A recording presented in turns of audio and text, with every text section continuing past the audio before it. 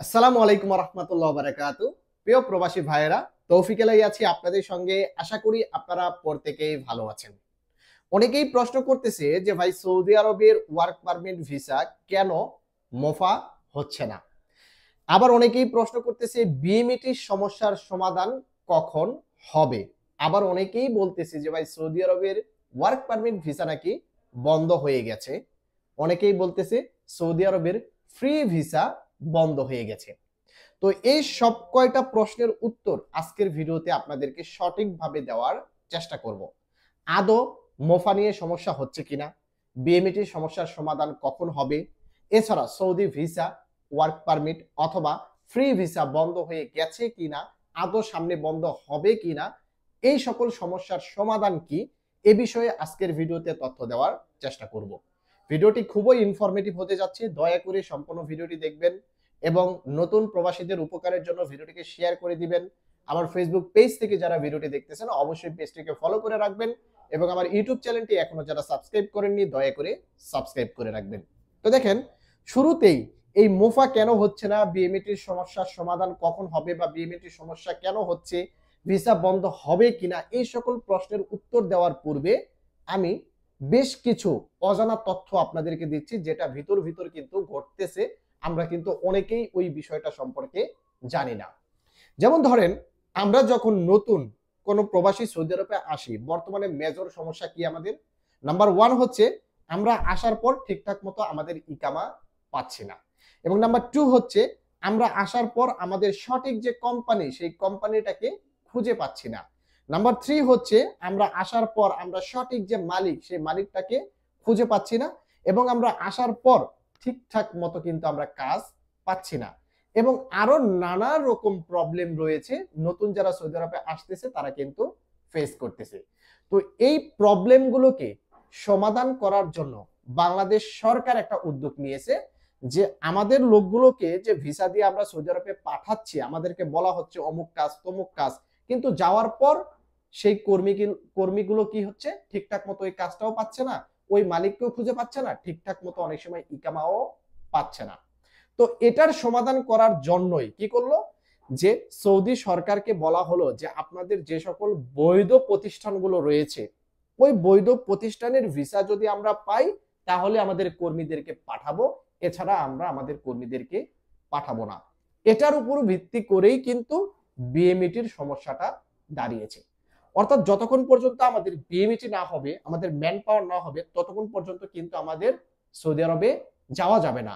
And man পাওয়ারটা করার জন্য একটা নিয়ম বেঁধে দিল, যে যেহেতু যে ভিসাটা বাংলাদেশে এসেছে সেই কোম্পানি অবশ্যই বৈধ কোম্পানি, এন্ড সৌদি আরবে ওই কোম্পানি যদি বৈধভাবে থাকে তাহলে ওইটার সকল ডকুমেন্টস দিয়ে এম্বাসি থেকে ডিমান্ড লেটার সত্যায়িত করে বাংলাদেশে আসলে তারপর সেটার ম্যান পাওয়ার দিচ্ছে।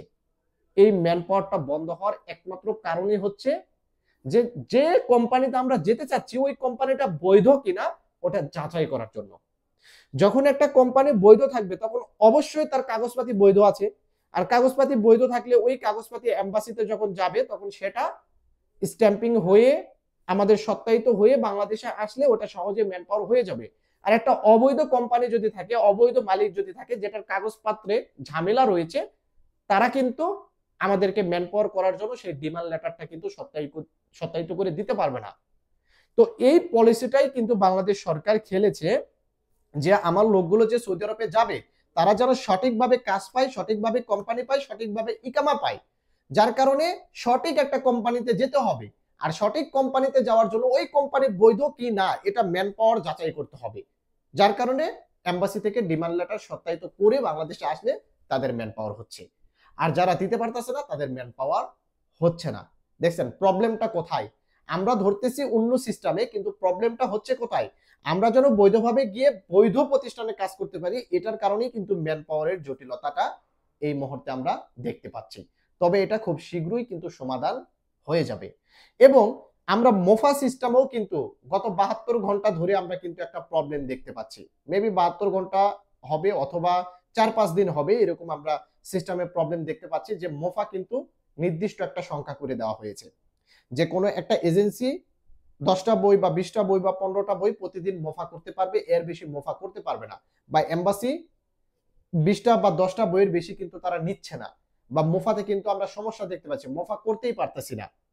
তো এই মোফা জনিত সমস্যার কারণে কিন্তু আমরা অনেকেই প্রশ্ন করতেছি যে সৌদি আরবের ভিসা বন্ধ হয়ে গেছে। যে না, সৌদি আরবের ভিসা এখনো বন্ধ করে দেওয়া হয়নি এবং আদৌ সামনে বন্ধ করবে কিনা এটার কোনো গ্যারান্টি নেই। তবে এই মোফা সমস্যা আর বিএমএটি সমস্যা এগুলো কিন্তু একই বিষয়। জাস্ট আমরা বাংলাদেশ থেকে যেন বৈধভাবে যে আসতেছি, বৈধ প্রতিষ্ঠানে আসতেছি কিনা, বৈধভাবে কাজ করতে পারবো কিনা, আমরা বেতন ঠিকঠাক মতো পাবো কিনা, এইটাকে সঠিকভাবে পরিচালনা করার জন্যই কিন্তু এই বিমেটের সমস্যা বা মোফা সমস্যাটা কিন্তু বর্তমানে দেখা দিয়েছে। যখন সৌদি সরকার, সৌদি মানব সম্পদ মন্ত্রণালয় এই প্রবলেমগুলোকে সলভ করবে, যে সৌদি আরবের ভিতরে বেশ কিছু কোম্পানি আছে যারা অবৈধ বা বৈধ লাইসেন্স নেই, তারাও ভিসা তুলতেছে, ভিসা বাংলাদেশে পাঠাচ্ছে, লোক আসতেছে, তাদেরকে রিসিভ করতেছে না, ইকামা দিচ্ছে না। তো এই সকল সমস্যার সমাধানের কারণেই কিন্তু এই ইনজাস প্ল্যাটফর্মে মোফার সমস্যা হচ্ছে, বিএমইটি প্ল্যাটফর্মে বিএমইটি হচ্ছে না।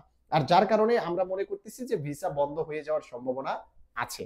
তবে না, ভিসা বন্ধ হবে কি না সেটা আমি বলতে পারতেছি না, কিন্তু এখনো বন্ধ হয়নি, তবে বন্ধ না হওয়ার সম্ভাবনাটাই বেশি। এখন আরেকটা প্রশ্ন অনেকেই করেছে যে ভাই ফ্রি ভিসা নাকি বন্ধ হয়ে গেছে। আসলে বাংলাদেশ সরকার অথবা সৌদি স্বরাষ্ট্র মন্ত্রণালয় কেউই কিন্তু জানে না যে আমরা ফ্রি ভিসাতে আসতেছি কিনা, কারণ ফ্রি বলতে কোনো ভিসা নেই। আমরা সৌদি আরবে আসার পর আমরা কফিলের কাজ না করে, কফিলকে মাসে মাসে ফায়দা দিয়ে যখন বাইরে কাজ করি, এটাকেই আমরা ফ্রি ভিসা বলি, কিন্তু ফ্রি না। আমরা কোনো না কোনো কোম্পানির আন্ডারে এসেছি, কোনো না কোনো মালিকের আন্ডারে এসেছি, তাই এটাকে ফ্রি ভিসা বলা যাবে না। আমরা বানিয়েছি এটাকে ফ্রি ভিসা, বাইরে কাজ করার কারণে এটাকে ফ্রি ভিসা বানিয়েছি। তবে এতটুকু তথ্য আমার কাছে আছে এই মুহূর্তে, এখন পর্যন্ত সৌদি আরবের ভিসা বন্ধ হয়নি। মোফাতে জাস্ট একটু প্রবলেম হচ্ছে, ইনজাস প্ল্যাটফর্মে যে আমরা মোফা করি ভিসাগুলো, সেই মোফাতে একটু প্রবলেম হচ্ছে, তবে মোফা হচ্ছে, সবগুলো হচ্ছে না, অল্প কয়টা প্রতিদিন মোফা হচ্ছে। এবং বিএমইটির সমস্যার সমাধান আজ থেকে হওয়ার কথা আছে, এখন পর্যন্ত আপডেট তথ্য পাইনি, তবে বিএমইটির সমস্যার সমাধানও কিন্তু হয়ে যাবে। আশা করি বন্ধুরা বুঝতে পেরেছেন।